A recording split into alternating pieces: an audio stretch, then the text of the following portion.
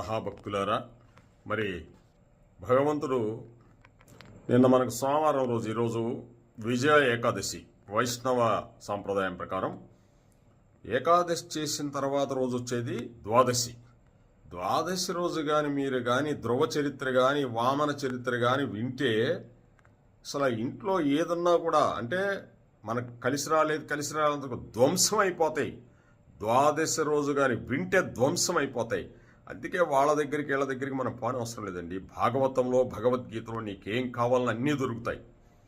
దాన్ని చూసి ఎవరైనా చెప్పేది. మీరు కానీ ఏకాదశి చేసిన తర్వాత ద్వాదశి రోజు ధ్రువ చరిత్ర కానీ వినండి. దాంట్లో ఉన్న ఫలితం నేను చెప్పలేను. దాని గురించి భాగవతంలో చెప్తూ ఉన్నాడు వ్యాస భగవానుడు. రామచంద్రమూర్తి పలికిచ్చాడు కదా పోతనా భాగవతంలో. కనుక మీరు ఆ రెండు చరిత్రలు వినండి. కృష్ణం వందే జగద్గురు. ప్రతి ద్వాదశి రోజు వినాల్సిందే కృష్ణం వందే జగద్గురు. ధ్రువుడు 5 ఏళ్ల పిల్లవాడు మహావిష్ణువు గురించి తపస్సుకెళ్తాడు. ఆ శంకు పెట్టాడో లేదో ఆ శంకు తగలతానే సమస్త వేదాల ఉపనిషత్తులు అన్నీ వచ్చేసాయి ధ్రువుడికి. శంకు అటువంటిది. కృష్ణం వందే జగద్గురు.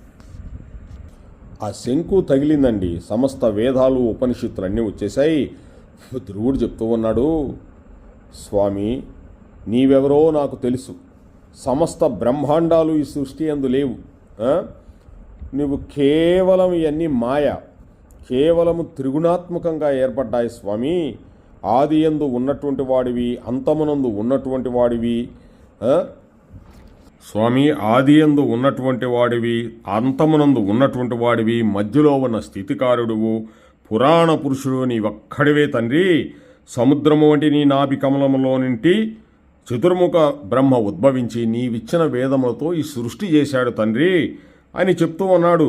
చెప్తూ స్వామి పామరుడు ఇంద్రియములకు సుఖమును పొంది ఇంద్రియముల వలన సుఖము శాశ్వతం అనుకున్నవాడు నిన్ను విస్మరించి ఇంద్రియ భోగములందు లంపటడై పునర్జన్మలు ఎత్తుతూ కొన్ని కోట్ల జన్మలు ఎత్తుతూ సంసార పరిభ్రమణం చేస్తూనే ఉన్నాడు. స్వామి ఈశ్వర నీ అనుగ్రహం ఎంతదని నేను చెప్పగలను. కేవలము నిన్ను చూడాలని ఆర్తితో ఏమీ చేతగాని నేను నీ నామం ఉచ్చరిస్తే ఇక్కడ కూర్చుండిపోయినంత మాత్రము చేత దయాళువై నాకు దర్శనమిచ్చావా స్వామి. నువ్వు కనబడ్డావు కాబట్టి ఒకటి అడుగుతున్నాను నిన్ను. జన్మాంతరములకు నాకు కావలసింది ఏంటో తెలుసా అని ధ్రువుడు అడుగుతున్నాడండి. ఏమడుగుతున్నాడు? స్వామి సర్వకాలములయందు నీ కథలే తలుచుకుంటూ నిన్నే చూస్తూ నీ గురించే మాట్లాడుతూ ఎప్పుడూ భగవత్ కథలు చెప్పుకుంటూ మనసు పొంగిపోతూ ఎప్పుడూ ఈశ్వరుని గురించే తలుచుకుంటూ ఆనందపడిపోయే భక్తులతోటి నాకు సాంగత్యమును ఇప్పించవలసింది తండ్రి అని అడిగాడండి ధ్రువుడు. ఇంకేమన్నా అడిగాడా? వారితో కలిసి ఉండడం చేత ఆ మాటలు విని విని నా మనసు కూడా నీ పదార విందములందు శాశ్వత స్థానమును పొందుతుంది తండ్రి అని ప్రార్థించాడు ధ్రువుడు. అంతకంటే ఏం ప్రార్థించలా. ప్రార్థిస్తూ ఇంకొకటి చెప్పాడు. ఆ శంఖం తగలగానే ధ్రువుడికి ఎన్ని మాటలు వచ్చేసాయి చూడండి. శంఖం అంటే అటువంటిది. సంసారంలో లేరా అంటే ఉంటాడు, సంసారం వదిలేశాడంటే వదిలేసినట్లు కనబడడు. సంసారంలో ఉంటాడు, అందరూ గుర్తుంటారు, భార్య భర్త బిడ్డలు అందరూ గుర్తుంటారు. కానీ ఇదంతా నాది కాదనుకుంటాడు, అన్నీ చేస్తూ ఉంటాడు. ఎప్పుడూ మనసంతా ఈశ్వరుని మీదే రమిస్తూ ఉంటుంది. అలా ఎప్పుడూ రమించిపోతూ ఆఖరకు దేహం పడిపోతున్నప్పుడు కూడా ఈ శరీరం పడిపోతున్నదన్న మృత్యు భయమును పొందకుండా ఆఖరి శ్వాసలో కూడా నిన్నే తలుచుకుంటూ పొంగిపోయే లక్షణం ఉన్నటువంటి మహాభాగవతులు నిన్నే పొందుతున్నారు స్వామి. వారు నీలో ఐక్యమైపోతున్నారు. అటువంటి వారితో నాకు సాంగత్యం ఇప్పించు తండ్రి అని ధ్రువుడు అడిగాడండి. ఏ కోరిక అడగల. అది భగవంతుని అడగవలసిన కోరిక. అది కృష్ణం వందే జగద్గురు. ఈ ధ్రువమండలానికి అధికారిని చేశాడు స్వామి. ఈ ధ్రువమండలం ఎటువంటిదంటే ధర్మము, అగ్ని, కశ్యపుడు, సప్తర్షులు, కాలము, నక్షత్ర మండలాలు, ఋతువులు, బ్రహ్మాండాలు, సూర్యచంద్రాది గ్రహాలు ఏది కదలకపోతే దానిని ఆధారంగా చేసుకుని రంగుల రాట్నంగా తిరిగినట్లు తిరుగుతున్నాయో అటువంటి ధ్రువమండలం కింద నిన్ను మార్చేస్తున్నాను పో అన్నాడు భగవంతుడు. చూడండి, అది ధ్రువమండలం అంటే ఎన్ని బ్రహ్మాండాలు ఉన్నాయో. మనదొక 14 లోకాల బ్రహ్మాండం. ఇటువంటి కొన్ని కోట్ల బ్రహ్మాండాలు, కొన్ని కోట్ల సూర్యులు ఉన్నారు.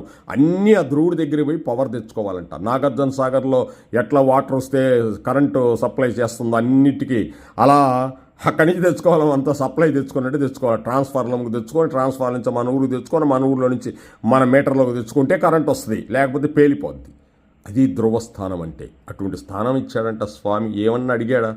అలా భగవతత్వాన్ని తెలుసుకోవాలి. అలా ధ్రువుడికి చరిత్ర వింటే మనలో ఉన్న కల్ముషాలు, మనలో ఇంట్లో ఉన్న ఏదైనా దారిద్ర్యం ధ్వంసం అయిపోతుందని భాగవతం చెప్తూ ఉంది. కృష్ణం ముందే జరుగుతుంది. వామన అవతారం అని ఇంకొకటి సామాన్యమైంది కాదు. ఈ కృష్ణ పరమాత్మ ఏదో వామనుడిగా ఉండేది. కృష్ణ హరే కృష్ణ కృష్ణ కృష్ణ హరే హరే హరే రామ రామ రామ హరే హరే.